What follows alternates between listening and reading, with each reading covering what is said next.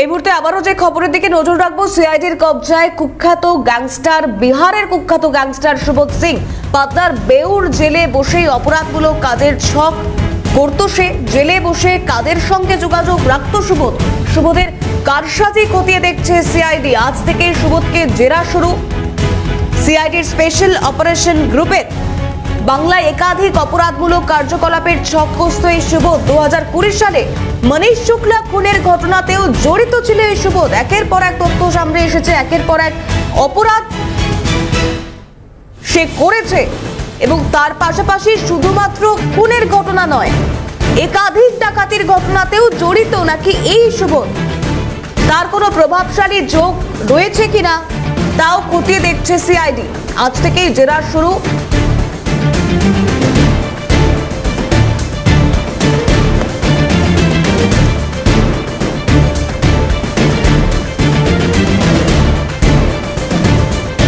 সিআইডির কবজায় কুখ্যাত গ্যাংস্টার সুবোধ সিং পাটনার বেউর জেলে বসেই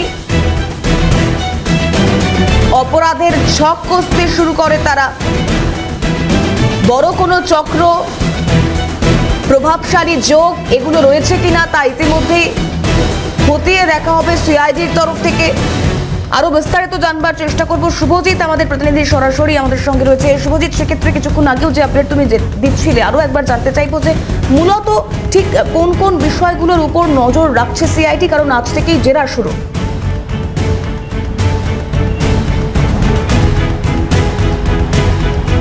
একেবারে দেখো, আজ থেকেই সুবোধ সিংকে জেরা শুরু করবে সিআইডির স্পেশাল টিম এবং মূলত যে বিষয়ের উপরে এই মুহূর্তে সবথেকে বেশি গুরুত্ব দিচ্ছেন সিআইডির আধিকারিকরা, অর্থাৎ রাজ্য পুলিশের গোয়েন্দা বিভাগ যে বিষয়ের উপরে সবথেকে বেশি গুরুত্ব দিচ্ছে তা হচ্ছে এই সুবোধ সিং একাধিক অপরাধের সঙ্গে যুক্ত রয়েছে। এবং শুধু তাই নয়, সুবোধ সিংয়ের একটি গোটা গ্যাং, অর্থাৎ তার যে ক্রিমিনাল নেটওয়ার্ক, সেই নেটওয়ার্ক কোথায় কোথায় এ রাজ্যে ছড়িয়ে রয়েছে সেই গোটা বিষয়টি এই মুহূর্তে দেখার চেষ্টা করছেন সিআইডির আধিকারিকরা। কোনো প্রভাবশালী ব্যক্তির সঙ্গে সুবোধ সিংয়ের যোগ রয়েছে কিনা, এবং 2018 সালের পর থেকে সুবোধ সিংকে দফায় দফায় চেষ্টা করা হয়েছে সিআইডির পক্ষ থেকে হেফাজতে নিয়ে জিজ্ঞাসাবাদ করার, কিন্তু শেষমেশ যখন হেফাজতে তারা পেয়েছেন, তারা একাধিক অপরাধের ঘটনা ইতিমধ্যে রাজ্যে ঘটেছে, সে সমস্ত অপরাধের ঘটনার সঙ্গে সুবোধ সিং কীভাবে জড়িয়ে রয়েছে, তার কোন কোন নেটওয়ার্ক এই অপরাধগুলোর সঙ্গে যোগ ছিল, সে সমস্ত বিষয় কিন্তু এই মুহূর্তে খতিয়ে দেখতে চাইছে সিআইডির আধিকারিকরা। একই সঙ্গে এই রাজ্যে ঘটে যাওয়া একাধিক সোনার দোকানের যে ডাকাতির ঘটনা ঘটেছে, সেটা রানাঘাট হোক, সেটা রানীগঞ্জ হোক, সেটা আসানসোল হোক, অথবা দক্ষিণ 24 পরগনার সদ্য ঘটে যাওয়া সোনার দোকানের যে ডাকাতির যে ঘটনা, সেই সমস্ত ঘটনার সঙ্গে সুবোধ সিংয়ের গ্যাংয়ের কোনো যোগ রয়েছে কিনা বা সুবোধ সিংয়ের কোনো যোগ রয়েছে কিনা, এই গোটা বিষয়টি এই মুহূর্তে সিআইডির আধিকারিকরা তারা খতিয়ে দেখতে চাইছেন।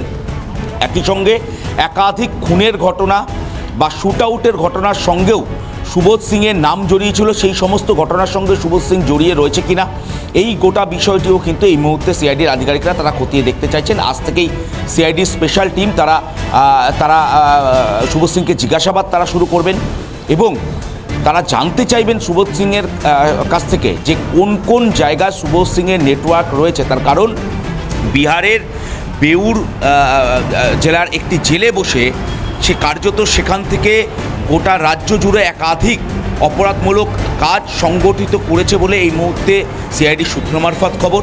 শুধু এ রাজ্য নয়, ঝাড়খণ্ড এবং বিহারের একাধিক অপরাধের সঙ্গেও কিন্তু সুবোধ সিংয়ের নাম জড়িয়ে রয়েছে।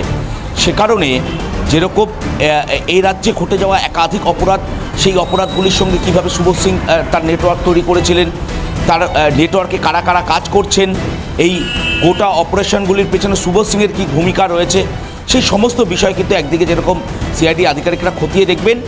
এবং একই সঙ্গে আরও একটি গুরুত্বপূর্ণ ঘটনা, যেটি ব্যারাকপুরের এক ব্যবসায়ী, সেই ব্যবসায়ীর গাড়িতে গুলি চালনার ঘটনা ঘটে, প্রাণে মারার তাকে হুমকি দেওয়া হয়।